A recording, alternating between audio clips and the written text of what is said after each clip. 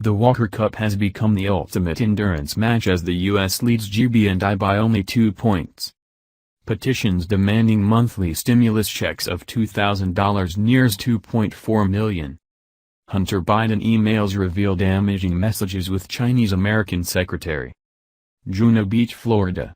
The war stories from the 48th Walker Cup will be told for years. On a crusty, dehydrating day at Seminole Golf Club, players came in and out of both lineups. One even went to the hospital, for the second time this week, and yet when the light turned golden on the edge of the Atlantic, all men were still on their feet. The Walker Cup, Day 1. Copyright provided by Golf Week. The Walker Cup, Day 1. "We've been thrown a bunch of punches from different directions," said American Cole Hammer, who bookended the day with a pair of points for the U.S., "and we've handled it pretty well.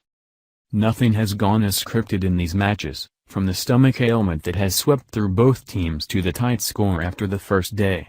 The Americans are on favorable turf and a favorable spot on the calendar, yet after the first 2 sessions GB&I only trails 5-7.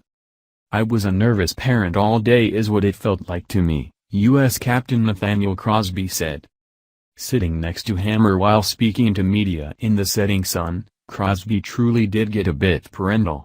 He insists he's not known for nagging or pep talks. Grabbing a player by the ears is more his style. When you're 5 up, as Hammer was after 9 holes, take it to 6 up. Hammer rather let opponent John Murphy back into the match before closing him on out on number 17, Crosby preaches. And definitely carry the 62-degree wedge around a place with lies as tight and greens as fast as Seminole. To this, a Hammer wins.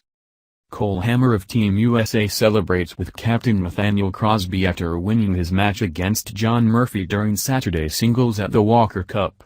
Photo by Cliff Hawkins, Getty Images.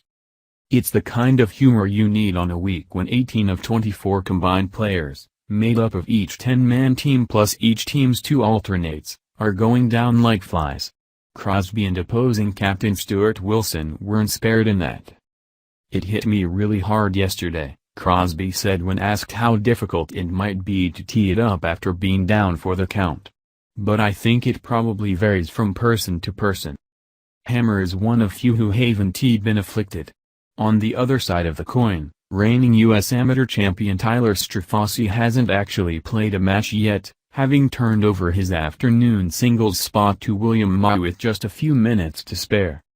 It's truly unfortunate for Strafossi, who coveted a spot on this team perhaps more than anyone. It was the chapter left unwritten by his grandfather Frank Strafossi, the 1935 U.S. Amateur Public Links champion. After Strafossi returned from his second hospital visit this week, he walked around the back 9 gingerly with his team, a cotton ball still taped to the inside of his right arm. "It was tough. I mean, I wanted to go out and compete," he said.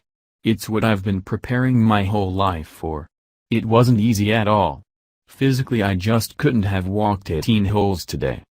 I was just really out of it, and 3 evs in, I feel much better now, so I'm ready for tomorrow." Ma was ill early week but has recovered, and on short notice scored a point for the U.S. against Ben Jones.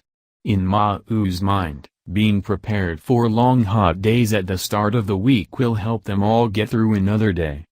"It takes a lot out of you, 36 holes, but if you're mentally prepared, I think you'll be just fine."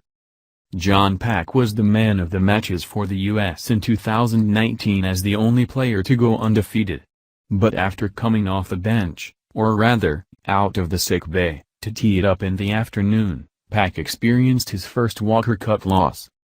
Pearson Coody was in a similar situation, having slept in late to recover as much as possible before going out in the first match against GB&I stalwart Alex Fitzpatrick.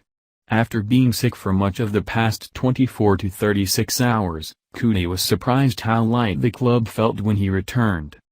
"It was tough when about 5 of us, Thursday night we were all looking at each other like, we're going to the hospital. We can't even lay in our beds," he said. "It was a really weird feeling. It was a really down feeling for sure.